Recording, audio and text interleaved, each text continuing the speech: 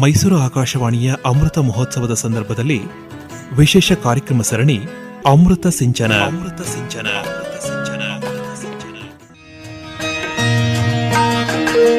ಶ್ರೋತೃಗಳೇ, 1942ನೇ ಇಸವಿಯ ಮಧ್ಯಭಾಗದಲ್ಲಿ ಮೈಸೂರು ಆಕಾಶವಾಣಿಗೆ ಉದ್ಘೋಷಕರಾಗಿ ಸೇರಿ ಕಾರ್ಯಕ್ರಮ ಅಧಿಕಾರಿಯಾಗಿ ನಂತರ ಸಹಾಯಕ ಕೇಂದ್ರ ನಿರ್ದೇಶಕರಾಗಿ ಅನೇಕ ವರ್ಷಗಳ ಕಾಲ ಸೇವೆ ಸಲ್ಲಿಸಿ 1979ರಲ್ಲಿ ನಿವೃತ್ತರಾದ ಶ್ರೀಮತಿ ಎಸ್ ಪುಟ್ಟತಾಯಮ್ಮನವರ ಬಗ್ಗೆ ಇಂದು ಕಾರ್ಯಕ್ರಮವನ್ನು ಪ್ರಸಾರ ಮಾಡುತ್ತಿದ್ದೇವೆ.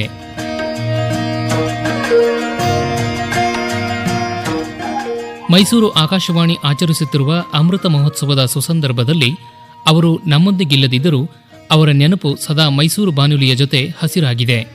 ಇಂದಿಗೂ ಅನೇಕ ಶ್ರೋತೃಗಳು ಅವರ ಕಾರ್ಯಕ್ರಮ ವೈಖರಿಯನ್ನ ನೆನಪು ಮಾಡಿಕೊಳ್ಳುತ್ತಾರೆ. ಬನ್ನಿ, ಆಕಾಶವಾಣಿ ಧ್ವನಿ ಭಂಡಾರದಿಂದ ಆಯ್ದ ಅವರ ಮನದಾಳದ ಮಾತುಗಳನ್ನು ಈಗ ಕೇಳೋಣ. ಆಕಾಶವಾಣಿ ನನ್ನ 36 ವರ್ಷಗಳ ಅನುಭವದ ಮಾಲಿಕೆಯನ್ನು ನಿಮಗೆ ನೀಡ್ತೇನೆ. ನಾನು ಆಕಾಶವಾಣಿಗೆ ಬರೋದು ನನಗೆ ಗೊತ್ತೇ ಇರಲಿಲ್ಲ, ಕನಸು ಮನಸ್ಸಿನಲ್ಲೂ ನೆನೆಸಿರಲಿಲ್ಲ. ಆಗ ನಾನು ಹೈಸ್ಕೂಲ್ ವಿದ್ಯಾರ್ಥಿ, ಮಹಾರಾಣಿ ಪ್ರೌಢಶಾಲೆಯಲ್ಲಿ ಮೊದಲನೇ ವರ್ಷದಲ್ಲಿದ್ದಾಗ ಪ್ರೊಫೆಸರ್ ಗೋಪಾಲಸ್ವಾಮಿಯವರು ಸೈಕಾಲಜಿ ಡಿಪಾರ್ಟ್ಮೆಂಟ್ಗೆ ನಮ್ಮ ಕೆಲವರು ವಿದ್ಯಾರ್ಥಿನಿಯರುಗಳನ್ನು ಕರೆಸ್ಕೊಂಡಿದ್ದರು. ಅದು ಒಂದು ಇಂಟೆಲಿಜೆನ್ಸ್ ಟೆಸ್ಟ್. ಆ ಟೆಸ್ಟ್ನಲ್ಲಿ ನಾವೊಂದು 3-4 ಜನ ತೇಲ್ಗಡೆ ಹೊಂದಿ ಅವರು ನಮ್ಮ ಬೆನ್ನು ತಟ್ಟಿ ತುಂಬ ಸಂತೋಷವನ್ನು ವ್ಯಕ್ತಪಡಿಸಿದರು.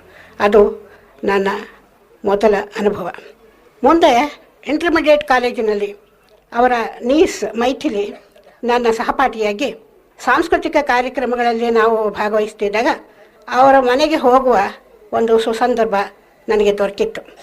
ಆಗ ಅವರ ಮನೆಯ ಗಾಂಭೀರ್ಯ ವಾತಾವರಣ, ಕಲಾ ನೈಪುಣ್ಯಪೂರ್ಣವಾದ ಹಾಲು, ಇವುಗಳನ್ನೆಲ್ಲ ನೋಡಿ ಅವರ ಸರಳ ಮನೋಭಾವ ಹಾಗೂ ಮಿತವಾದ ಭಾಷೆ, ಮಿತಭಾಷೆಯವರು, ಅವರು ನಮ್ಮನ್ನು ಮಾತಾಡಿಸಿ ಕಾರ್ಯಕ್ರಮ ನಡೆಸ್ತೀರಾ, ಸಂತೋಷ ಅಂತ ಅಂತಿದ್ರು. ಅವ್ರ ಮನೆತನನೇ ಸಂಗೀತ, ಸಾಹಿತ್ಯ, ನೃತ್ಯ ಅವುಗಳಲ್ಲೇ ಬಹಳ ಆಸಕ್ತಿ. ಅದನ್ನು ನಾನು ಆಗ ಗುರುತಿಸ್ಕೊಂಡೆ. ಮುಂದೆ ನಾನು ಅವರನ್ನು ಕಂಡದ್ದು ಮೈಸೂರು ಹಳೆಯ ದಸರಾ ವಸ್ತು ಪ್ರದರ್ಶನದ ಮೊದಲ ಮಹಡಿಯಲ್ಲಿ. ಅಂದರೆ ಅವರನ್ನು ನೇರವಾಗಿ ನೋಡಲಿಲ್ಲ, ನನ್ನ ಪ್ರವೇಶ ಮೊದಲ ಮಹಡಿಗೆ. ಅದು ಶ್ರೀಮತಿ ರಾಜಮ್ಮ ಕಳ್ಳೋಳಿ ಮಠ ಅವರು ನಾನು ಕಾಲೇಜಿಂದ ಬರ್ತಿದ್ದಾಗ ಇವಳ್ಯಾರೇ ಇವಳು ಅಂತ ನನ್ನ ಸ್ನೇಹಿತೆಯನ್ನು ಕೇಳಿ, ಬಂದರೆ ನೀವಿಬ್ಬರೂ ಆಕಾಶವಾಣಿಗೆ ಅಂತ ಅಂದರು. ಹೋದ ತಕ್ಷಣ ನಮಗೊಂದು ಪ್ರಿಂಟೆಡ್ ಪುಸ್ತಕ ಕೊಟ್ಬಿಟ್ರು, ಕತೆನ. ಇದನ್ನು ನೋಡು, ಓದ್ಕೋ, ನೀನು ಕತೆ ಹೇಳ್ದಾಗಿರಬೇಕು, ಓದ್ದಾಗಿರಬಾರ್ದು ಅಂತ ಹೇಳಿ ಅಲ್ಲೊಂದು ಸ್ಟುಡಿಯೋ, ಮಹಡಿ ಮೇಲೆ ಒಂದು ದೊಡ್ಡ ಕೊಠಡಿ, ಅದಕ್ಕೆ ಗಾಜಿನಿಂದ ಮುಚ್ಚಿತ್ತು. ಅದರೊಳಗೆ ರೆಡ್ ಕಾರ್ಪೆಟ್ ಹಾಕಿತ್ತು. ಅದರಲ್ಲಿ ಒಂದು ರೆಡ್ ಲೈಟ್ ಹಚ್ಚಿ ನನ್ನನ್ನು ಕರ್ಕೊಂಡೋಗಿ ಮೈಕ್ರೋಫೋನ್ನ ಒಂದು ಅಡಿ ದೂರದಲ್ಲಿ ಕೂರಿಸಿ, ನೋಡು, ರೆಡ್ ಲೈಟ್ ಬಂದ ತಕ್ಷಣ ಓದು, ಚೆನ್ನಾಗಿ ಓದ್ಕೊಂಡಿದ್ಯಾ, ಜೋಪಾನವಾಗಿ ಓದು, ಚೆನ್ನಾಗಿ ಓದು ಅಂತ ಎಲ್ಲ ಬೆನ್ನು ತಟ್ಟಿ ಹೋದರು. ರೆಡ್ ಲೈಟ್ ಬಂತು, ನಾನು ಓದಿದೆ. ಆಮೇಲೆ ಯಾರೋ ಬಂದರು, ಬಾಗಿಲು ತೆಗೆದ್ರು, ಈಗ ಸಾಕು, ಗ್ರೀನ್ ಲೈಟ್ ಬರುತ್ತೆ, ಆವಾಗ ಓದಿ ಅಂದರು. ಸರಿ, ನಾನು ರೆಡ್ ಲೈಟ್ಗೋಸ್ಕರ ಕಾಯೋದೇ ಆಯಿತು. ಒಂದು 20 ನಿಮಿಷ ಆದಮೇಲೆ ರೆಡ್ ಲೈಟ್ ಬಂದು ಕಥೆಯನ್ನು ಓದಿದೆ. ಆಮೇಲೆ ನಾನು ಹೊರಗಡೆ ಬಂದೆ. ಬಂದ ತಕ್ಷಣ ಹೊರಗಡೆ ಕಾರ್ಯಕ್ರಮಕ್ಕೆ ಬಂದಿದ್ದ ಅನೇಕ ಕಲಾವಿದರು ಮತ್ತು ಆಕಾಶವಾಣಿ ಸಿಬ್ಬಂದಿ ವರ್ಗ ಇವರೆಲ್ಲ ನನ್ನನ್ನು ಅಭಿನಂದಿಸುವುದೇ ಆಯಿತು. ಇವೋ, ನೀವು ತುಂಬ ಚೆನ್ನಾಗಿ ಕಥೆನ ಓದಿದ್ರಿ, ಹೇಳ್ದಾಗೆ ಇತ್ತು, ಓದಾಗಿರಲಿಲ್ಲ, ನೀವು ತುಂಬ ಚೆನ್ನಾಗಿ ಓದ್ರಿ, ನಿಮ್ಮ ಕಂಠ ತುಂಬ ಚೆನ್ನಾಗಿದೆ ಅಂತ ಎಲ್ಲ. ನನಗೋ ಒಂಥರ ತಬ್ಬೀಬು, ಏನಪ್ಪ ಇದು ಅಂತ ನನಗೆ ಗೊತ್ತೇ ಇಲ್ಲ. ಅದು ನನ್ನ ಧ್ವನಿ ಗಾಳಿಯಲ್ಲಿ ಅಲೆಯಾಗಿ ಆಕಾಶದ ಗರ್ಭದಲ್ಲಿ ಹರಿದುಗೋಗಿತ್ತು. ಮನೆಗಳಲ್ಲಿ ರೇಡಿಯೋವನ್ನು ತುಂಬಿತ್ತು. ಇದು ನನ್ನ ಮೊದಲ ಅನುಭವ. ಆಗ ನಾನು ಅಲ್ಲಿಗೆ ಬಂದದ್ದು ಸ್ವಾತಂತ್ರ್ಯ ಚಳವಳಿ ಕಾಲ. ನಾನು ಜೂನಿಯರ್ BAನಲ್ಲಿ ಓದ್ತಾ ಇದ್ದೆ. 1942 ಮಧ್ಯದ ಕಾಲ. ಆಗ ರಾಜಮ್ಮ ಕಳ್ಳೋಳಿ ಮಠ ಅವರು ನನಗೆ, ಆಗ ಕಸ್ತೂರಿಯವರಿದ್ದರು, ಆದರೆ ಕಸ್ತೂರಿಯವರನ್ನು ಭೇಟಿ ಮಾಡುವಷ್ಟು ಪುಣ್ಯ ನಮಗಿರಲಿಲ್ಲ. ಅಂದರೆ ಅವರಿದ್ದಾರೆ ಅಂತ ಗೊತ್ತು ನಮಗೆಲ್ಲ, ಬಚ್ಚಗಳು, ನಮಗೇನು ಭಯ ಅವ್ರನ್ನ ನೋಡಬೇಕು ಅಂದರೆ. ಮತ್ತು ನಾವು ಸ್ವಾತಂತ್ರ್ಯ ಹೋರಾಟದಲ್ಲಿ ಚಳವಳಿಯಲ್ಲಿ ಭಾಗವಹಿಸಿ ಪ್ರಭಾತ್ ಪೇರಿ ಹೋಗೋದು, ಭಾಷಣಗಳನ್ನು ಕೇಳೋದು. ಅಲ್ಲಿಂದ ಮತ್ತೆ ಆಕಾಶವಾಣಿಗೆ ಬಂದು ಅವರು ರಾಜಮ್ಮನವರು ಏನೇನು ಹೇಳ್ತಾರೆ ಮತ್ತು ಬೇರೆಯವ್ರು ಏನೇನು ಹೇಳ್ತಾರೆ ಅದನ್ನೆಲ್ಲ ಸಹಾಯ ಮಾಡೋದು, ರಾತ್ರಿಗೂ ಹೋಗೋದು, ಆ ಥರ ಮಾಡ್ತಿದ್ದೆ. ಮನೆ ಹತ್ರನೇ ಇತ್ತು. ಆಗ ನಾನು ಕಂಡದ್ದು ನಮ್ಮ ಸಿಬ್ಬಂದಿ ವರ್ಗ ನಿಜಕ್ಕೂ ಸಂಗೀತಗಾರರು, ತಾಂತ್ರಿಕ ವರ್ಗ ಎಲ್ಲರೂ ಬಹಳ ಸಹೃದಯರು. ಅಲ್ಲೊಂದು ಪಕ್ಕದಲ್ಲಿ ಒಂದು ಸ್ಟುಡಿಯೋ ಇತ್ತು. ಆ ಸ್ಟುಡಿಯೋ ಭಾಳ ಚಿಕ್ಕ ಸ್ಟುಡಿಯೋ. ಅದರಲ್ಲಿ ಎಲ್ಲ ಕಲಾವಿದರು ಕೂತ್ಕೊಂಡು, ಅಂದರೆ ಛಲ್ಪಳಂಗಾರಿದ್ದರು, ವೀಣೆ ವೆಂಕಟ ಸುಬ್ರಹ್ಮಣ್ಯನವರಿದ್ದರು, ಆಮೇಲೆ ಎನ್ ಎಲ್ ಗೋಪಾಲರಾವ್, ಮುಖವೀಣೆ ನಾರಾಯಣಪ್ಪನವರು, ಎಲ್ಲ ಒಂದು ಸಣ್ಣ ಪುಟ್ಟ ಸ್ಟುಡಿಯೋನಲ್ಲಿ ಒಳ್ಳೆ ಒಬ್ರಿಗೊಬ್ರಿಗೆ ಅಂಟ್ಕೊಂಡಂಗೆ ಕೂತ್ಕೊಂಡು ನಾನು ಮಧ್ಯದಲ್ಲಿ ಕೂತ್ಕೊಂಡು ಅನೌನ್ಸ್ ಮಾಡಬೇಕಾಗಿತ್ತು. ನನಗೂ ಒಂಥರ ಮೊದಲ ದಿನಗಳಲ್ಲಿ ಸ್ವಲ್ಪ ಕಷ್ಟ ಆಗ್ತಿತ್ತು. ಆದರೆ ಪ್ರತಿಯೊಬ್ಬರೂ ಅಲ್ಲಿ ನಾನು ಕಂಡಂಗೆ ಯಾವ ಸಂಗೀತ ಕಲಾವಿದರಾಗಲಿ, ಎಂಜಿನಿಯರಿಂಗ್ ಸೆಕ್ಷನ್ ಆಗಲಿ, ಯಾವ ವರ್ಗದ ಜನನೂ ಎಲ್ರಿಗೂ ತುಂಬ ಅಚ್ಚುಮೆಚ್ಚಾಗಿ ಬಹಳ ಮನೆಯ ಜನಗಳಂತೆ ಅವರು ನಮ್ಮನ್ನು ಕಾಣ್ತಾಯಿದ್ರು. ಹಾಗೆಯೇ ನಾನು ಹೇಳ್ದಾಗೆ ಒಂದು ಪ್ರಿಂಟೆಡ್ ಬುಕ್ ಕೊಟ್ಟರು ಓದೋದಕ್ಕೆ ಅಂತ ಹೇಳಿದ್ನಲ್ಲ, ನಮ್ಮ ಸಾಹಿತಿಗಳು, ನಾಟಕಕಾರರು ಅವರ ಪುಸ್ತಕಗಳನ್ನು ಆಗಿನ ಕಾಲದಲ್ಲಿ ಕಾಪಿರೈಟೇ ಇಲ್ಲ. ಯಾವ ಪುಸ್ತಕ ಬೇಕಾದ್ರೂ ತೊಗೋಬೋದು, ಯಾವ ಕಥೆಗಳು ಬೇಕಾದ್ರೂ ತೊಗೋಬೋದು, ನಾಟಕ ರೂಪಾಂತರಿಸ್ಬೋದು, ಪ್ರಸಾರ ಮಾಡ್ಬೋದು. ಕೆಲವು ಸಾರಿ ನಾವು ಕಲಾವಿದರಿಗೆ, ಕಥೆಗಾರರಿಗೆ ಹೇಳ್ತಾನೆ ಇರಲಿಲ್ಲ.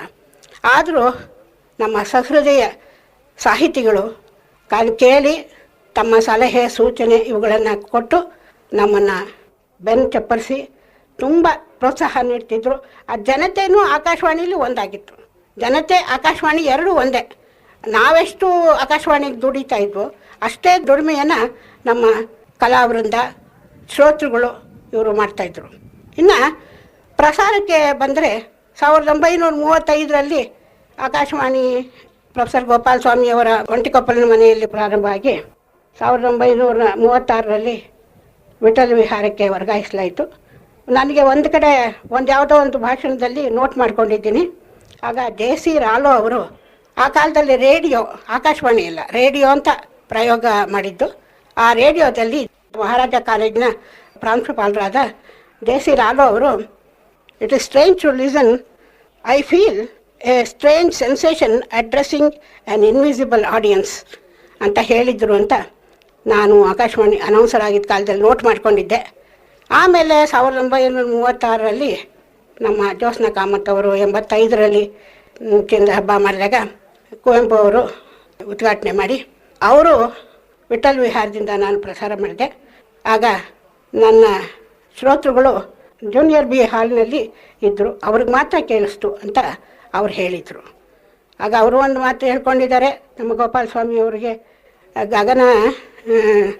ಗಗನ ಪಿಶಾಚಿ ಅಂತ ಅಂದ್ಬಿಟ್ಟು ಮಧ್ಯ ಆ ಒಂದು ಬರುತ್ತಲ್ಲ, ರೇಡಿಯೋ ಡಿಸ್ಟರ್ಬೆನ್ಸಸ್ ಬರುತ್ತಲ್ಲ, ಅದಕ್ಕೆ ಗಗನ ಪಿಶಾಚಿ ಅಂತ ಹೇಳಿದರು.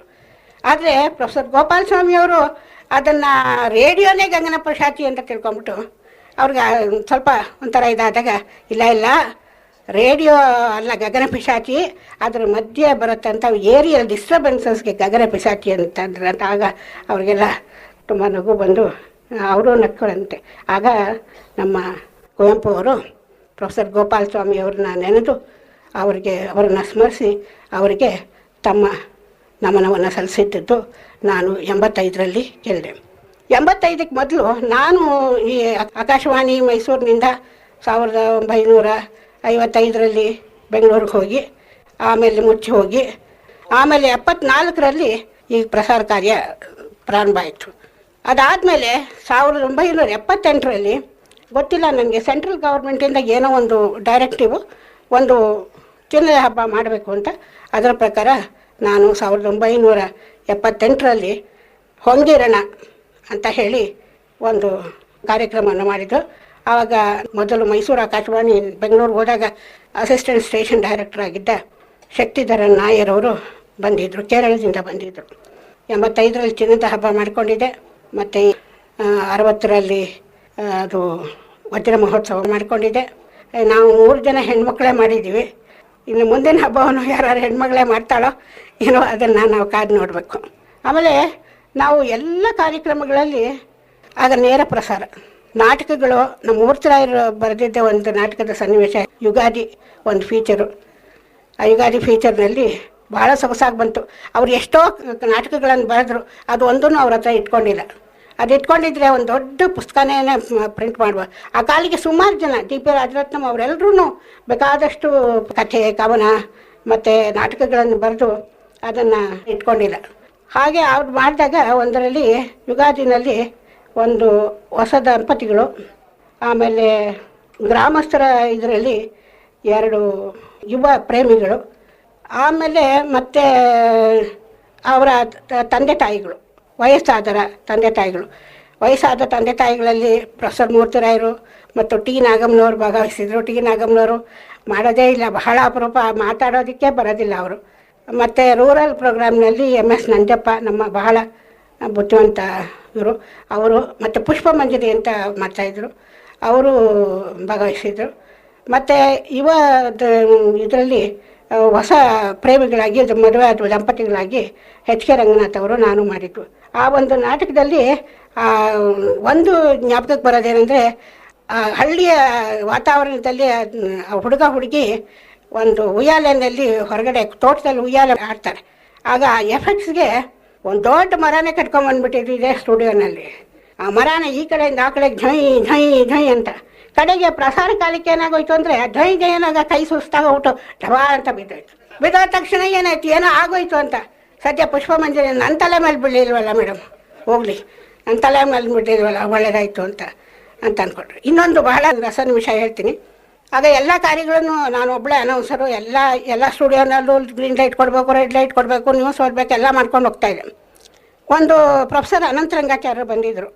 ಅವರು ಟಾಕ್ ಸ್ಟುಡಿಯೋನಿಂದ ಮಾಡಬೇಕು.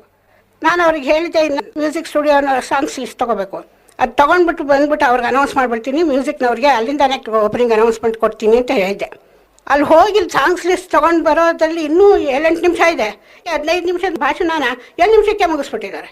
ಮುಗಿಸ್ಬಿಟ್ಟು ಸ್ಟುಡಿಯೋನು ದೊಡ್ಡದಾಗಿ ತೆಗೆದ್ಬಿಟ್ಟು ಹೊರಗಡೆ ಬಂದು ನಿಂತ್ಕೊಂಡ್ಬಿಟ್ಬಿಟ್ಟು ಹೇಳೋಕ್ಕೆ ಜೋರಾಗಿ ನಿಂತಿದ್ದಾರೆ. ನಾನು ಅಲ್ಲಿ ಬಂದು ನೋಡಿದ ತಕ್ಷಣ ಅಯ್ಯೋ ನಂಗೆ ಭಯ ಆಗೋಯ್ತು. ನಾನು ಹೇಳ್ತೀನಿ ಮಾತಾಡ್ಬೇಡಿ ಅಂತ ಹಿಂಗೆ ಕೈ ಮೇಲೆ ಮುಗ್ದಾಯ್ತಮ್ಮ, ನನ್ನ ಮುಗ್ದಾಯ್ತು, ಬನ್ನಿ ಅಂತಾರೆ. ಅದು ನಮ್ಮ ಕಂಟ್ರೋಲ್ ರೂಮ್ನಲ್ಲಿರೋ ಇವರು ಎಂಜಿನಿಯರ್ಗಳೆಲ್ಲ ಓಡ್ ಬಂದ್ಬಿಟ್ರು. ನಾನು ತಕ್ಷಣ ಢಮಾರ್ ಅಂತ ಸ್ಟುಡಿಯೋಗಳಿಗೆ ಹೋಗಿ ಬಾಗಿಲು ಹಾಕ್ಕೊಂಡು ಕ್ಲೋಸಿಂಗ್ ಅನೌನ್ಸ್ಮೆಂಟ್ ಮಾಡಿಕೊಟ್ಬಿಟ್ಟು ಆಮೇಲೆ ಬರೋಷ್ಟೊತ್ತಿಗೆ ಅವ್ರು ಹೇಳ್ತಾರೆ, ನಾವು ಮುಗ್ದೋಯ್ತು ಅಂಥ ಒಂದು ಸನ್ನಿವೇಶ ಆಗ ನೋಡಿ. ಇನ್ನೂ ಕೆಲವೆಲ್ಲ ಆ ಕಾಲದಲ್ಲಿ ವೈರ್ ರೆಕಾರ್ಡರು ಉಪಯೋಗಿಸ್ತಿದ್ರು. ಅದು ವೈರ್ ರೆಕಾರ್ಡ್ ಭಾಳ ಇಂಟ್ರೆಸ್ಟಿಂಗ್ ಆಗಿದೆ. ಹೀಗೆ ಮತ್ತು ಇನ್ನೊಂದು ನಾಟಕದ ಮಾತ್ರ ಖಂಡಿತ ಹೇಳಬೇಕು. ಆಗಿನ ಕಾಲಕ್ಕೆ ನಾಟಕ ಲೈವ್ ಬ್ರಾಡ್ಕಾಸ್ಟು ಬಹಳ ಎಷ್ಟು ಶ್ರಮ ವಹಿಸಿ ಎಷ್ಟು ಗಂಟೆಗಳ ಕಾಲ ಬೇಕಾದರೂ ಅವರು ಕೂತ್ಕೊಂಡು ರಿಹರ್ಸಲ್ ಅಟೆಂಡ್ ಮಾಡ್ತಿದ್ರು. ನಾಟಕ ಪೂರ್ತಿ ಇರ್ತಿದ್ರು. ಆಗ ಎಷ್ಟು ಒಂದು ತಿಂಡಿ ಕಾಫಿ ಕೊಡಿಸ್ತಾಯಿದ್ರು. ಮತ್ತೆ ಏನು ಮಾಡ್ತಾಯಿದ್ರು ಅಂದರೆ ತಿಂಡಿ ಕಾಫಿ ಕೊಡಿಸೋದು, ಏನಾದರೂ ರಿಹರ್ಸಲ್ ಭಾಳ ಬಲವಾಗಿಬಿಟ್ರೆ 8-10 ಗಂಟೆಗಳ ಕಾಲ ಆಗಿಬಿಟ್ರೆ ನಮ್ಮ ಪ್ರೊಫೆಸರ್ ಮೂರ್ತಿರಾಯರು ಅವ್ರ ಕಷ್ಟ ಎಲ್ಲ ತಿಳಿದು ಮಸಾಲೆ ದೋಸೆ, ಕೇಸರಿ ಬಾತ್ ಎಲ್ಲ ತರಿಸಿ ಅವರ ಎಕ್ಸ್ಪೆನ್ಸಸ್ನಿಂದ ಕೊಡಿಸಿ ಇದು ಮಾಡ್ತಿದ್ರು.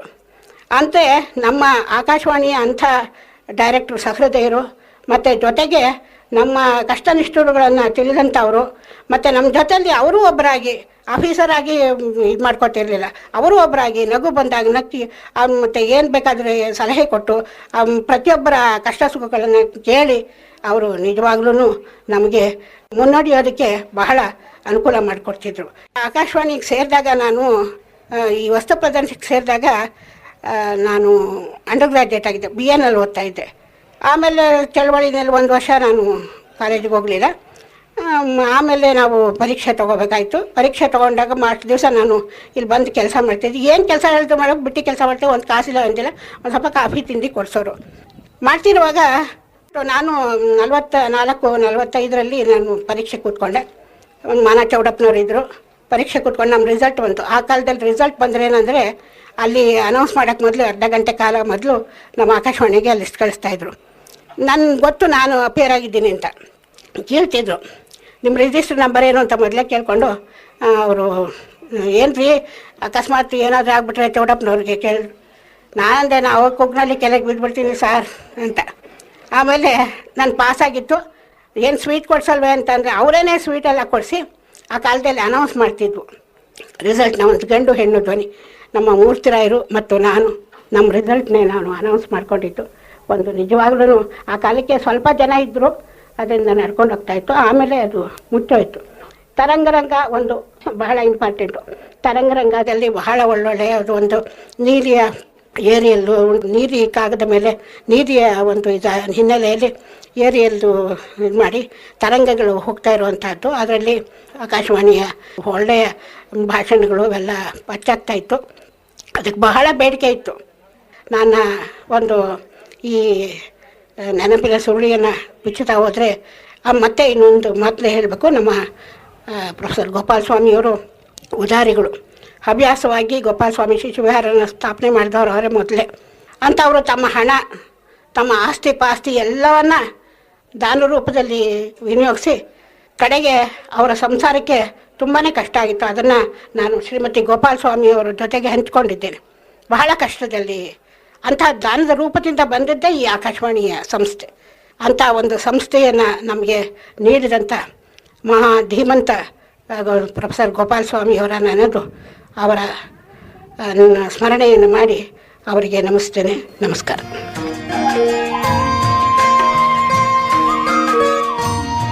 ಆಕಾಶವಾಣಿ ಧ್ವನಿ ಭಂಡಾರದಿಂದ ಆಯ್ದ ಎಸ್ ಪುಟ್ಟತಾಯಮ್ಮನವರ ಮನದಾಳದ ಮಾತುಗಳನ್ನು ಇದುವರೆಗೆ ಕೇಳಿದಿರಿ.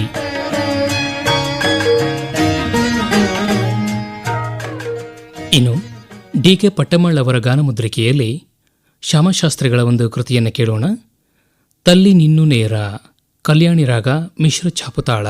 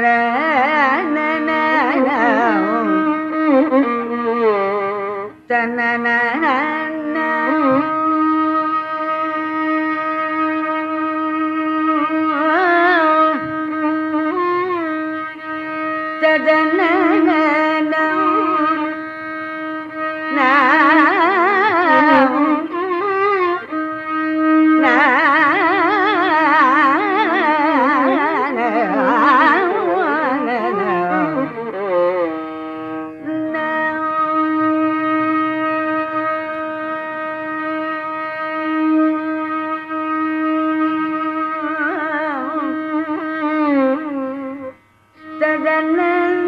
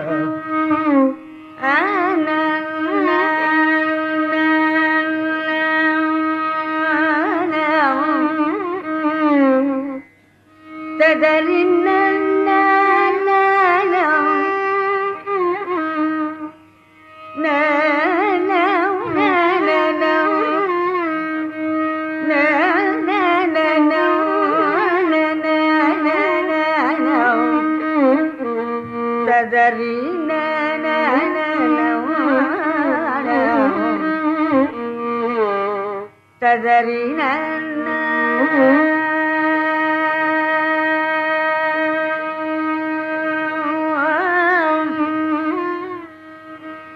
ತದರಿ ನನ್ನ ತದರಿ ನನ್ನ ತದರಿ ನನ್ನ ತದರಿ ನನ್ನ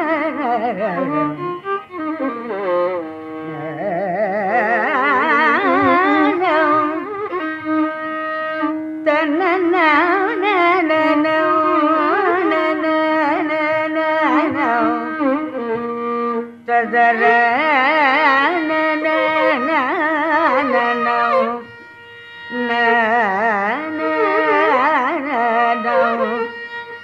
ತದರಿ ನನ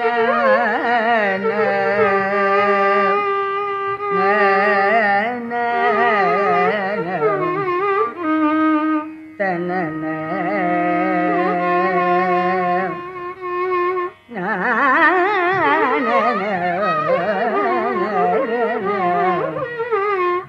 ತದರಿ ನನ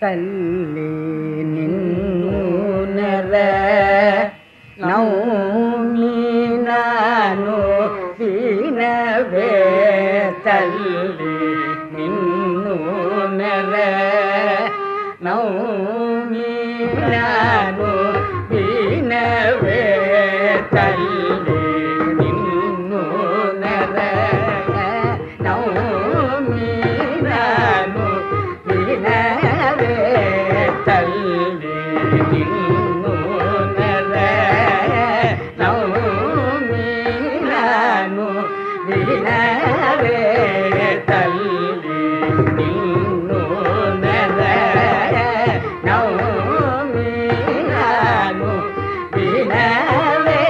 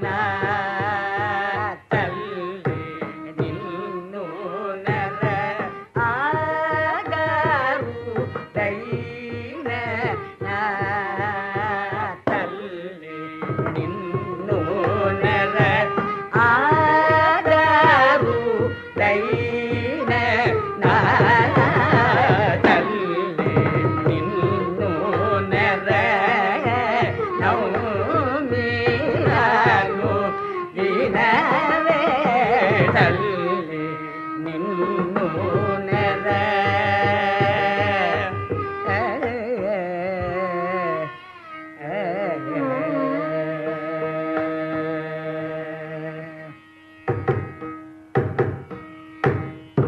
ಶ್ಯಾಮ ಕೃಷ್ಣ ಪರಿ ಪಾಲಿನಿ ಶೂನಿ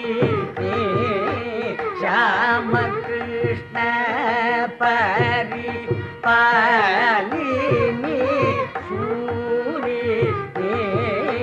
ಶ್ಯಾಮ ಕೃಷ್ಣ ಪರಿ ಪಾಲಿನಿ ಶೂನಿ ಶ್ಯಾಮ ಕೃಷ್ಣ ಪರಿ ಪಾಲಿನಿ ಶೂನಿ ಕಾಮಿತಾಗಾತ ಪ್ರದ ಕಂಜ ಗೋಚನಿ ಕಾಮಿತಾಗಾತ ಪ್ರದ ಕಂಜ ಗೋಚನಿ ಕೌಮಾರಿ ರಾಣಿ ಪೂರಾಣಿ ಪರಾಶಕ್ತಿ ಕೌಮಾರಿ ರಾಣಿ ಪೂರಾಣಿ ಪರಾಶಕ್ತಿ ಕಾಮ ಕೋಟಿ ಪೀಠವಾಸಿನಿ ತಲ್ಲಿ ನಿನ್ನು ನೆರ ಕಾಮ ಕೋಟಿ ಪೀಠವಾಸಿನಿ ತಲ್ಲಿ ನಿನ್ನು ನೆರ ನೌಮಿ ನಾನು ದಿನವೇ ತಲ್ಲಿ ನಿನ್ನು ನೆರ ಗಪ ಮಗರಿ ತಲ್ಲಿ ನಿನ್ನು ನೆರ ಮಗರಿ ತಲ್ಲಿ ನಿನ್ನು ನೆರ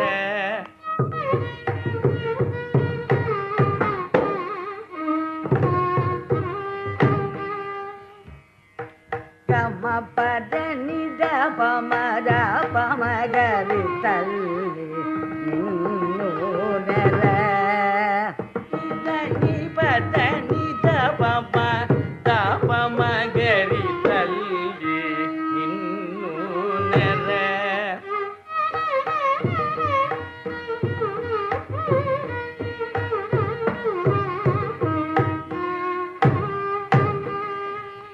ಗಗ ನಿದ ನಿಮದ ನಿದ ಪಮಗ ನಿದ ಪಮದ ಪಮಗರಿ ತಲ್ಲಿ ನಿನ್ನು ನೆರ ಗಮರಿ ಗಮದ ಮಗರಿ ಸರಿ ಗಮ ಪಗ ಮ ಪದ ನಿ ಪ ದನಿ ಸರಿ ದ ಪಮ ನೀದ ಪಮ ದ ಪಮ ಗಮರಿ ಗರಿ ಸರಿ ಗಮ ಪದ ಪಮ ದ ಪಮ ಗರಿ ತಲ್ಲಿ ನಿನ್ನು ನೆರ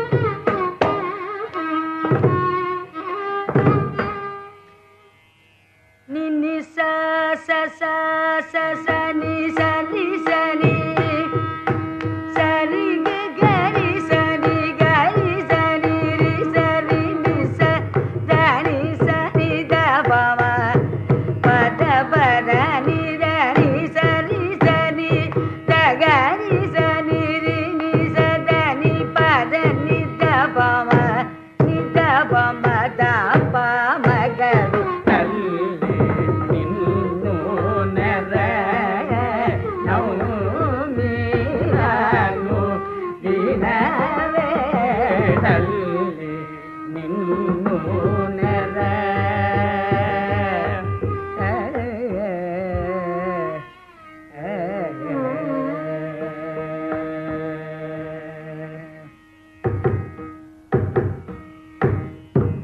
ಡಿ.ಕೆ. ಪಟ್ಟಮಾಳ್ ಅವರ ಗಾನಮುದ್ರಿಕೆಯಲ್ಲಿ ಶ್ಯಾಮಶಾಸ್ತ್ರಿಗಳ ಕೃತಿಯೊಂದನ್ನು ಕೇಳಿದಿರಿ.